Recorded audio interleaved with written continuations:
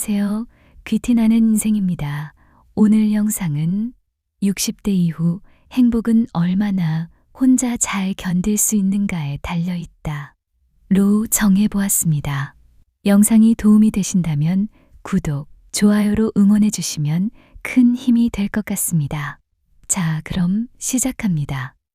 은퇴하고 나서 처음으로 평일 낮에 집에 혼자 있던 그날을 기억하십니까? 현관문이 닫히는 소리와 함께 가족들이 모두 나가고 나면 집안은 갑자기 너무 조용해집니다. 시계 초침 소리가 유난히 크게 들리고 냉장고 모터 소리마저 귀에 거슬립니다. 이게 바로 많은 분들이 은퇴 후 처음 마주하는 고독의 실체입니다. 그런데 말입니다. 이 고독이라는 것이 과연 우리를 불행하게만 만드는 걸까요? 조선시대로 잠시 거슬러 올라가 보겠습니다. 1801년 가을입니다. 한 남자가 긴 유백길에 오릅니다. 정약용이라는 이름의 이 학자는 당시 40살의 나이로 전라도 강진이라는 외딴 마을로 쫓겨갑니다. 서울에서 강진까지는 걸어서 보름이 넘게 걸리는 먼 거리였습니다. 도착한 강진은 그에게 너무나 낯선 곳이었습니다. 아는 사람 하나 없고 찾아오는 이도 없는 곳입니다. 편지조차 마음대로 주고받을 수 없었습니다. 그의 나이 40에서 58까지 무려 18년이라는 세월을 그곳에서 보내야 했습니다. 18년입니다. 여러분께서 태어난 아이가 고등학교를 졸업할 때까지의 시간입니다. 그런데 놀라운 일이 일어납니다. 다사는 그 긴 유배 생활 동안 500권이 넘는 책을 씁니다. 목민심서, 흠음신서, 경세유표 같은 조선 후기 최고의 학문적 성과들이 모두 이 고독한 유배지에서 탄생합니다. 세상과 단절된 그 시간에 오히려 조선 최고의 학자가 완성된 것입니다. 다사는 유배지에서 이런 글을 남깁니다. 홀로 있을 때 더욱 삼가라는 신독이라는 말입니다. 혼자 있는 시간이야말로 나를 바로 세우는 시간이라는 뜻입니다. 남들이 보지 않을 때 내가 어떤 사람인가가 진짜 나의 모습이라는 겁니다. 여러분은 요즘 어떤 모습으로 혼자 계십니까? 혹시 외로움을 견디지 못해 별로 가고 싶지도 않은 모임에 억지로 나가고 계시지는 않습니까? 동창회든 친목회든 사실 그다지 반갑지도 않은 얼굴들과 시간을 보내며 괜히 웃고 계시지는 않습니까? 요즘 많은 어르신들이 그렇게 지내십니다. 혼자 있으면 외톨이가 될 것 같아서 두렵다고 말씀하십니다. 카톡방에서 나만 빠지면 안 될 것 같아서 별 관심도 없는 메시지에 엄지척을 누르고 계십니다. 그런데 이상한 일입니다. 사람들과 함께 있는데도 왠지 더 외로워집니다. 이런 외로움과 다산이 겪은 고독은 분명히 다릅니다. 다산은 혼자가 되는 것을 두려워하지 않았습니다. 오히려 그 시간을 선택했습니다. 아무도 찾아오지 않는 유배지의 작은 방에서 그는 스스로 질문하고 스스로 답을 찾았습니다. 책을 읽고 글을 쓰며 자신만의 세계를 만들어갔습니다. 남아프리카 공화국에도 비슷한 이야기가 있습니다. 넬슨 만델라라는 지도자는 27년을 감옥에서 보냅니다. 로벤 아일랜드라는 섬의 감옥입니다. 좁은 독방에 갇혀 하루 종일 돌을 깨는 강제 노동을 해야 했습니다. 그런데 그는 그 시간을 견뎌냅니다. 아니, 견디는 정도가 아니라 그 시간을 통해 더 큰 사람이 됩니다. 만델라는 나중에 이렇게 말합니다. 감옥 생활이 나를 만들었다고 말입니다. 혼자 있는 시간 동안 자신의 분노를 다스리는 법을 배웠다고 합니다. 미움을 버리고 용서하는 법을 깨달았다고 합니다. 그래서 감옥에서 나온 뒤 남아공의 대통령이 되어서도 과거의 적들을 용서하고 화합할 수 있었습니다. 생각해 보십시오. 만약 만델라가 감옥에서 매일 원망하고 저주하며 시간을 보냈다면 어땠을까요? 아마 27년이 지나도 그냥 분노에 찬 노인이 되었을 겁니다. 하지만 그는 고독을 원망의 시간이 아니라 성장의 시간으로 바꿨습니다. 우리 선조들은 이런 말씀을 많이 하셨습니다. 무소의 뿔처럼 혼자서 가라는 오래된 경전의 구절입니다. 무소는 코뿔소를 말합니다. 코뿔소는 무리를 짓지 않습니다. 혼자 초원을 걸어갑니다. 그런데 그 모습이 외롭지 않습니다. 당당합니다. 누구의 눈치도 보지 않고 자기 길을 갑니다. 지금 여러분도 그런 시기를 지나고 계신지 모릅니다. 자녀들은 다 떠나고 배우자마저 먼저 떠났을 수도 있습니다. 평생 몸담았던 직장에서 물러나 더 이상 명함을 내밀 일도 없습니다. 전화기는 조용하고 현관문을 여는 소리도 뜸합니다. 그런데 이것이 끝이 아닙니다. 이것은 새로운 시작입니다. 다산이 유배지에서 새로운 학문의 세계를 연 것처럼 만델라가 감옥에서 더 큰 사람으로 거듭난 것처럼 여러분도 이 고독의 시간을 통해 진짜 자신을 만날 수 있습니다. 남의 시선에서 자유로워지는 것입니다. 더 이상 누군가의 아버지나 어머니로만 살지 않아도 됩니다. 더 이상 회사의 부장이나 과장으로만 규정되지 않아도 됩니다. 이제는 그냥 나 자신으로 살 수 있습니다. 혼자 있는 시간이 주는 선물이 바로 이것입니다. 내가 진짜 좋아하는 것이 무엇인지 알게 됩니다. 내가 정말 하고 싶었던 일이 무엇인지 깨닫게 됩니다. 다른 사람의 기대에 부응하느라 미뤄뒀던 꿈을 꺼내볼 수 있습니다. 다산은 유배지에서 혼자 차를 끓이고 책을 읽으며 자신만의 시간을 즐겼습니다. 아무도 방해하지 않는 고요한 새벽에 붓을 들고 글을 썼습니다. 그 시간이 그에게는 벌이 아니라 축복이었습니다. 여러분에게도 그런 시간이 필요합니다. 아무도 찾지 않는 고독한 오후가 아니라 누구에게도 방해받지 않는 온전한 나만의 시간으로 받아들이는 것입니다. 이것이 바로 어른의 품격입니다. 혼자서도 웃을 수 있는 사람, 혼자서도 평화로운 사람, 누군가가 없어도 불안하지 않은 사람, 이런 사람이 진짜 어른입니다. 이런 사람이 되어야 비로소 다른 사람과의 관계도 건강해집니다. 다산은 18년의 유배를 끝내고 고향으로 돌아갑니다. 그때 그의 나이 58입니다. 하지만 그는 늙은이가 아니었습니다. 오히려 더 깊어지고 성숙해진 학자로 돌아왔습니다. 유배라는 고독이 그를 완성시킨 것입니다. 지금 여러분 앞에 놓인 고독도 마찬가지입니다. 이것은 벌이 아닙니다. 기회입니다. 진짜 나를 만날 수 있는 귀한 기회입니다. 무소의 뿔처럼 당당하게 혼자 걸어갈 준비가 되셨습니까? 그럼 이제 우리 함께 그 방법을 찾아보겠습니다. 그렇다면 혼자 우뚝 서는 법을 배웠다면 그 홀로운 시간을 어떻게 채워가야 할까요? 자식들은 바쁘고 배우자는 각자의 시간을 살고 있습니다. 텅 빈 시간표를 마주하게 되는 순간입니다. 타샤 튜더라는 이름을 들어보셨나요? 그녀는 50대 후반에야 그림을 그리기 시작했습니다. 세상 사람들은 너무 늦었다고 했습니다. 하지만 그녀는 매일 아침 정원으로 나가 꽃을 가꾸고 그 꽃을 그렸습니다. 30년을 보내고 나니 세계적인 동화 작가가 되어 있었습니다. 더 놀라운 이야기가 있습니다. 모지스 할머니는 76세에 처음 붓을 들었습니다. 관절염으로 자수를 놓을 수 없게 되자 물감을 샀습니다. 자신이 기억하는 시골 풍경을 캔버스에 옮기기 시작했죠. 그녀는 101세까지 살면서 1600점이 넘는 그림을 그렸습니다. 이 두 여성이 우리에게 말합니다.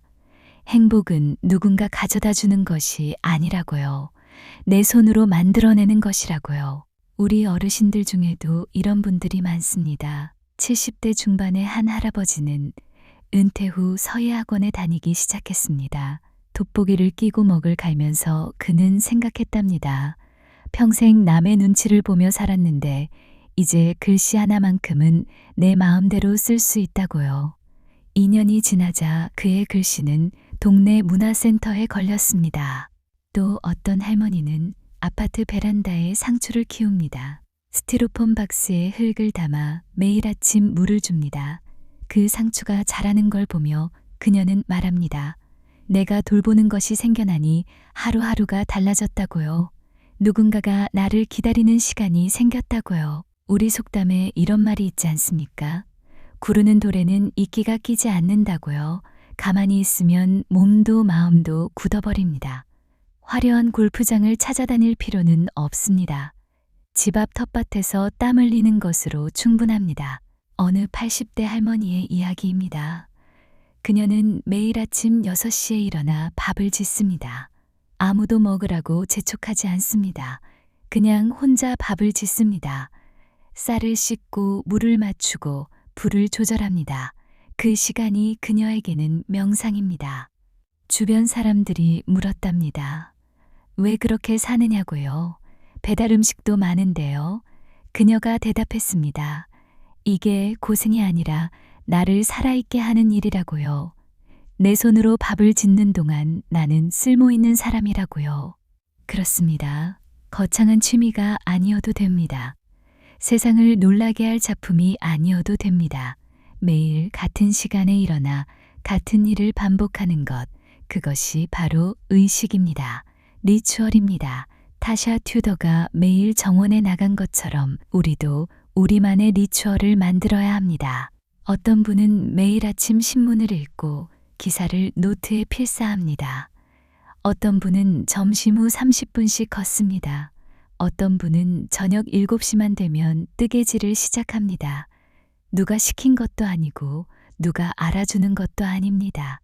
하지만 그 시간이 쌓이면 하루가 되고 하루가 모이면 1년이 됩니다. 고독하다는 것은 혼자 있다는 뜻만이 아닙니다. 내 시간을 내가 온전히 디자인한다는 뜻입니다. 아무도 나를 찾지 않는 시간이 심심한 것이 아니라 충만한 것으로 바뀌는 순간이 있습니다. 그게 언제냐고요? 내 손으로 무언가를 만들어낼 때입니다. 옛날 장인들을 떠올려 봅시다. 그들은 평생 같은 일을 반복했습니다. 하지만 그들의 손끝에서는 매번 조금씩 다른 작품이 나왔습니다. 왜일까요? 마음이 날마다 깊어졌기 때문입니다.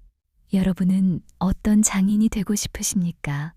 밥 짓는 장인이어도 좋고 청소하는 장인이어도 좋습니다. 중요한 것은 매일 그 일을 한다는 것입니다. 그 일을 하는 동안만큼은 오롯이 나 자신이 된다는 것입니다.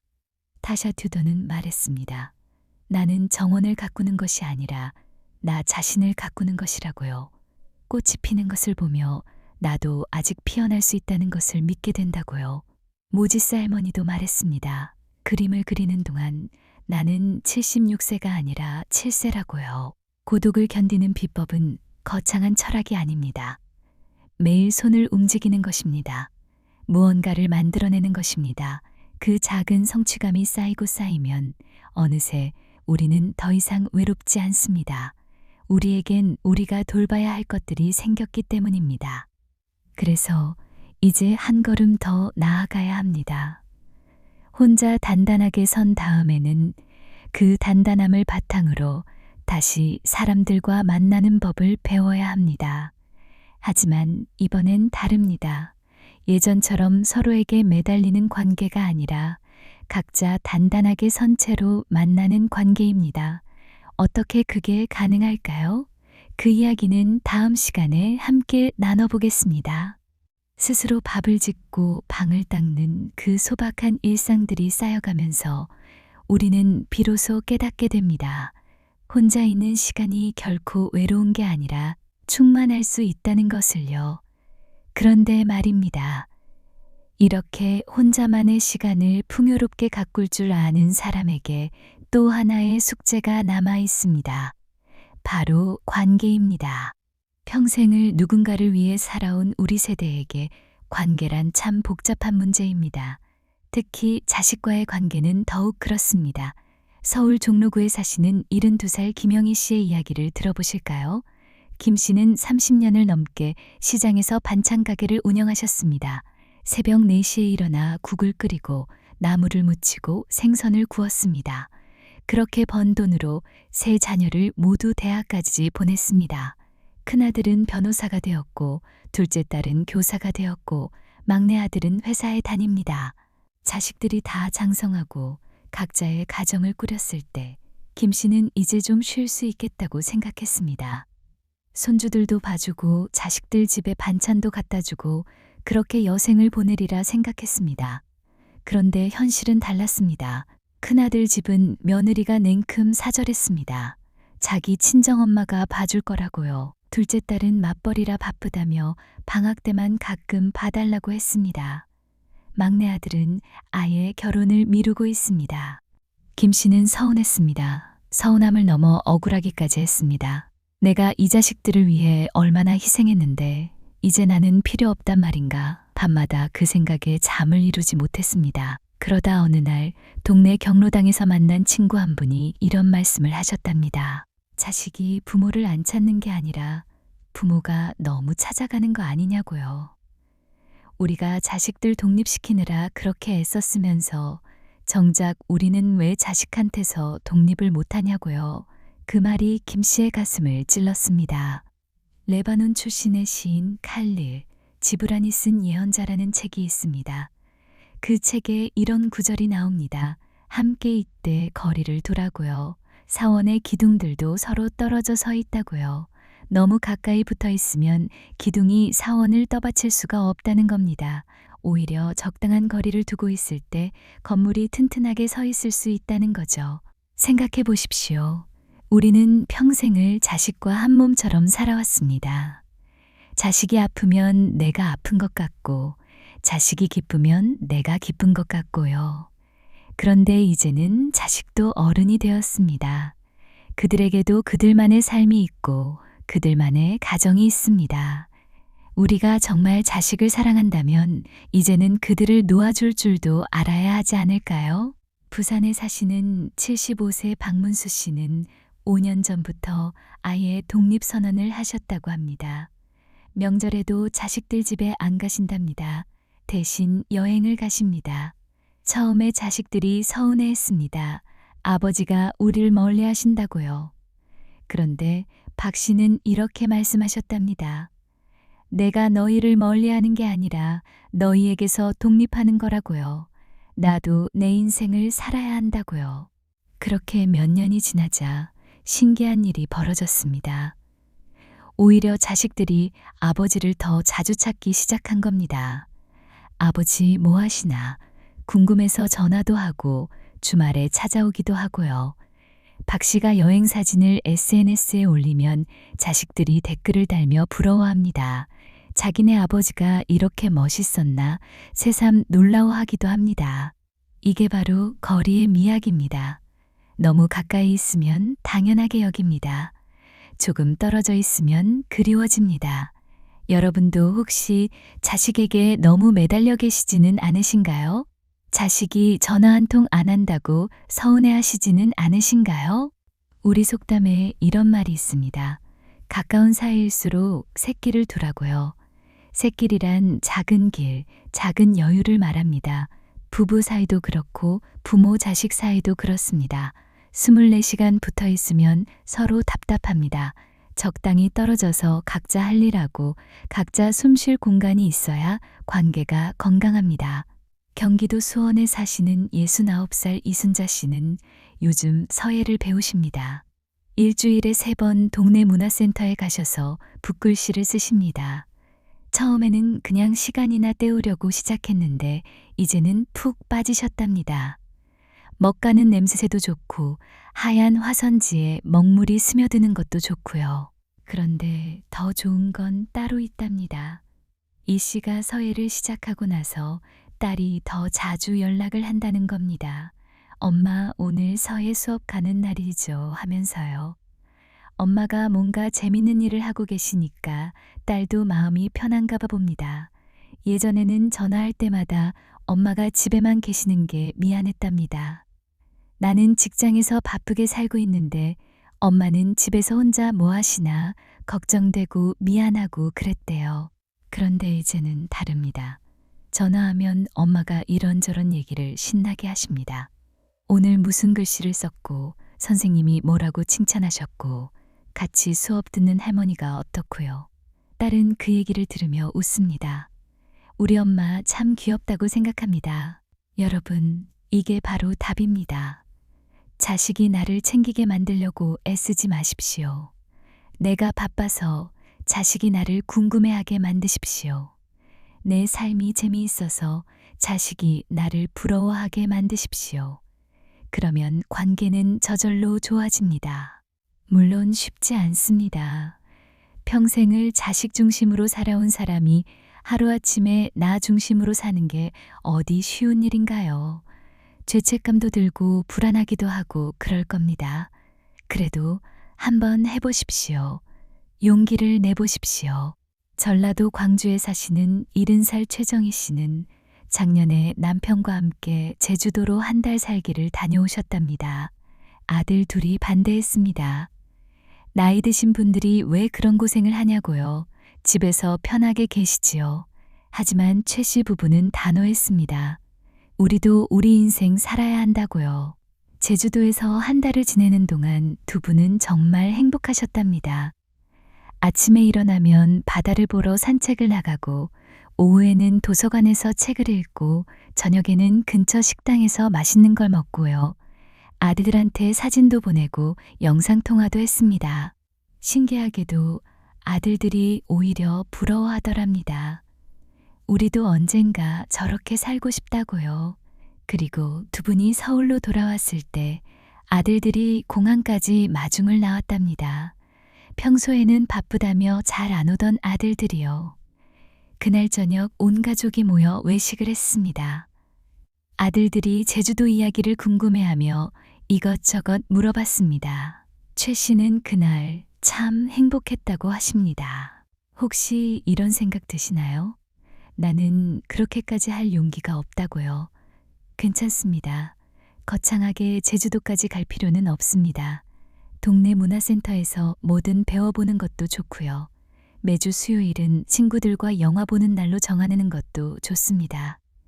중요한 건 내가 나를 위해 시간을 쓴다는 것입니다. 서울 강남구에 사시는 74세 한명숙 씨는 3년 전부터 봉사활동을 시작하셨습니다. 동네 무료급식소에서 일주일에 2번 배식을 도우십니다. 처음에는 그냥 시간이나 때우려고 시작했는데 이제는 그 시간이 가장 소중하답니다. 나보다 더 어려운 사람들을 도우면서 한 씨는 깨달았답니다. 내가 얼마나 복받은 사람인지를요. 건강하게 움직일 수 있고 따뜻한 집이 있고 자식들도 다 잘 크고요. 그러니 자식한테 서운해할 게 뭐가 있냐는 겁니다. 그렇게 봉사활동을 하시는 한 씨를 보고 아들이 감동했답니다. 우리 엄마 정말 멋있다고요. 그래서 아들이 엄마를 더 자주 찾게 되었답니다. 엄마가 봉사활동 가시는 날이면 맛있는 거 사들고 찾아와서 기다렸다가 함께 저녁을 먹습니다. 이게 바로 관계의 미학입니다.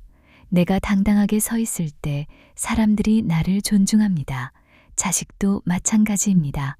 부모가 당당하게 자기 삶을 살고 있으면 자식들이 오히려 더 존경합니다. 그렇다면 부부 관계는 어떨까요? 60년, 70년을 함께 산 부부도 거리가 필요할까요? 그렇습니다. 오히려 오래 산 부부일수록 더 필요합니다. 충청도 대전에 사시는 78세 김철수 씨 부부는 55년을 함께 사셨습니다. 그런데 최근 몇 년 사이에 부부 사이가 더 좋아졌답니다. 비결이 뭘까요? 각자 자기 일을 하기 시작했기 때문입니다. 남편 김 씨는 동네 노인정에서 바둑을 두십니다.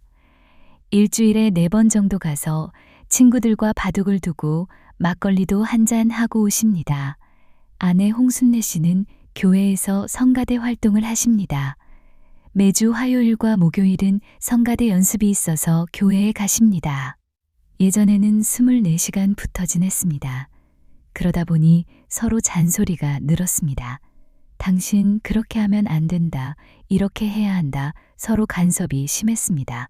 그런데 각자 할 일이 생기고 나니 오히려 서로 궁금해집니다. 저녁에 만나면 오늘 뭐 했냐고 물어보고 서로 얘기를 나눕니다.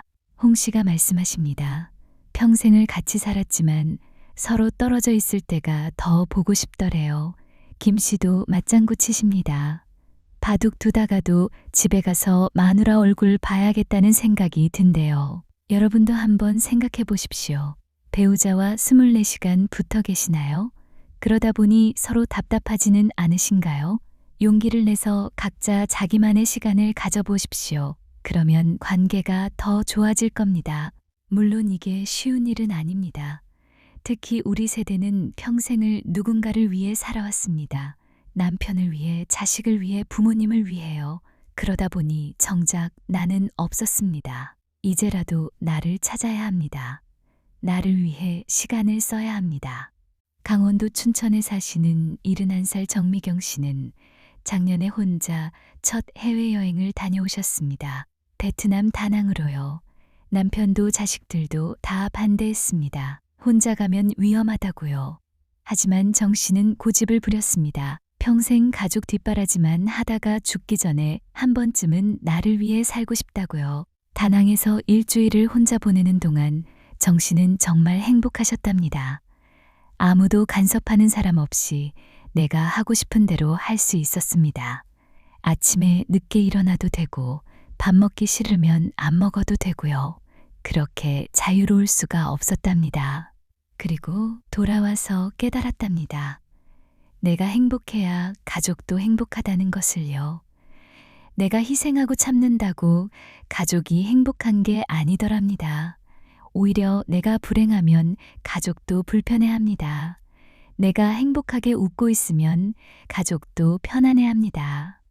여러분, 이제는 우리도 당당하게 말할 수 있어야 합니다. 나도 내 인생을 살겠다고요. 나도 나를 위해 시간을 쓰겠다고요. 그게 가족을 사랑하는 또 다른 방법입니다. 칼릴 지브라는 또 이렇게 말했습니다. 활이 화살을 쏘아보내듯 부모는 자식을 세상으로 내보내야 한다고요. 활은 화살을 놓아주지만 화살은 여전히 활의 힘으로 날아갑니다. 우리가 자식을 놓아주는 것도 마찬가지입니다. 거리를 두지만 우리의 사랑은 여전히 자식과 함께 있습니다. 그리고 자식만이 아닙니다. 배우자와도 친구와도 적당한 거리가 필요합니다. 너무 가까이 붙어 있으면 서로 숨이 막힙니다. 적당히 떨어져서 각자 숨 쉴 공간을 주어야 관계가 건강합니다. 부산에 사시는 70세 오영자 씨는 친구들과의 관계도 정리하셨답니다. 예전에는 친구들과 거의 매일 만났습니다. 경로당에서 화투도 치고 수다도 떨고요. 그런데 어느 순간부터 그게 의무처럼 느껴졌답니다. 오늘은 좀 쉬고 싶은데 안 나가면 친구들이 뭐라고 할까봐 억지로 나갔습니다. 그러다 용기를 내서 말씀하셨답니다. 앞으로는 일주일에 2-3번만 나오겠다고요. 나도 혼자만의 시간이 필요하다고요.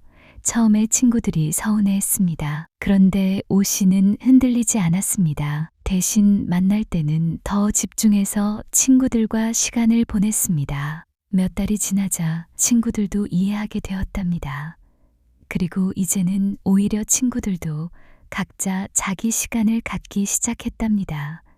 누구는 수영을 배우고 누구는 그림을 그리고요. 그러다 보니 만났을 때 할 얘기가 더 많아졌답니다. 이게 바로 성숙한 관계입니다.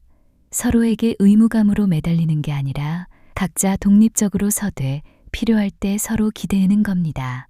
그러면 관계가 훨씬 가볍고 편안해집니다. 여러분도 한번 점검해 보십시오. 혹시 관계 때문에 너무 힘들지는 않으신가요? 누군가의 눈치를 보느라 내 삶을 못 사시지는 않으신가요? 그렇다면 용기를 내십시오. 적당한 거리를 두십시오. 거리를 둔다는 게 관계를 끊는 게 아닙니다. 오히려 관계를 더 건강하게 만드는 겁니다. 새끼를 두는 겁니다. 서로 숨 쉴 공간을 주는 겁니다. 그러면 관계는 더 오래 갑니다. 우리 선조들은 이미 알고 계셨습니다. 군자 직교담여수라고요. 군자의 사귐은 물처럼 담백하다고요. 너무 진하고 끈적이면 오래 못 갑니다. 담백하게 적당한 거리를 유지해야 오래 갑니다. 이제 정리해 볼까요? 60대 이후의 행복은 얼마나 혼자 잘 견딜 수 있는가에 달려 있습니다. 그리고 관계에서도 마찬가지입니다. 혼자 서는 법을 아는 사람이 건강한 관계를 맺을 수 있습니다. 자식에게 매달리지 마십시오. 내 삶을 사십시오. 그러면 자식이 오히려 나를 더 찾습니다. 배우자에게 붙어 있지 마십시오. 각자 자기 시간을 가지십시오. 그러면 서로 더 보고 싶어집니다. 친구에게 의무감으로 매달리지 마십시오. 적당한 거리를 두십시오. 그러면 관계가 더 편안해집니다. 서로 떨어져 서 있는 사원의 기둥들처럼 우리도 각자 단단하게 서 있어야 합니다. 그래야 우리의 관계라는 사원이 무너지지 않고 오래도록 서 있을 수 있습니다. 이제 거울을 한번 보십시오. 거기 비친 내 얼굴이 편안해 보이나요? 혼자 있을 때도 미소를 지을 수 있나요? 그렇다면 당신은 이미 성공한 겁니다. 홀로 서서도 행복한 사람, 그게 바로 진짜 어른입니다. 누군가에게 기대지 않아도 스스로 설 수 있는 사람, 하지만 필요할 때는 기꺼이 누군가의 그늘이 되어줄 수 있는 사람, 그런 사람이 되십시오. 그러면 당신의 노년은 외롭지 않을 겁니다. 오히려 평화로울 겁니다. 적당한 거리, 그게 바로 사랑의 완성입니다.